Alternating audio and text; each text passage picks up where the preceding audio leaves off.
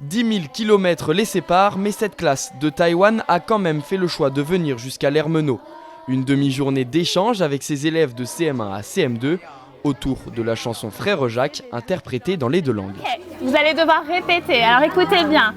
Frère Jacques, dormez-vous. C'est grâce à cette traductrice et prof de français dans l'école de Taïwan, tout juste retournée en France, que ce projet a vu le jour. J'ai été dans une des écoles et donc là il y a une partie des élèves que j'ai eu l'année dernière qui sont venus jusqu'en France. C'est pas facile parce que déjà avec le décalage horaire pour organiser quand ils étaient encore à Taïwan, ça met forcément du temps à répondre. Et donc quand j'étais encore à Taïwan, l'idée d'un projet en France, d'un voyage en France avait été émise et ça s'est concrétisé finalement. Par groupe, les enfants échangent et apprennent à se connaître.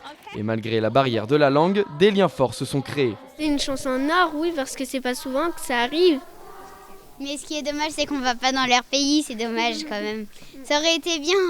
Enfin, avec une fille, moi j'ai bien sympathisé et j'espère me souvenir d'elle jusqu'à ce qu'on essaye de se revoir.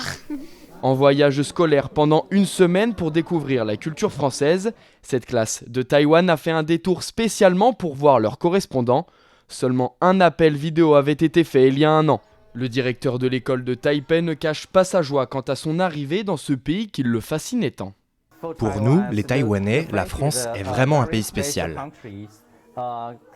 Nous aimons beaucoup la langue française.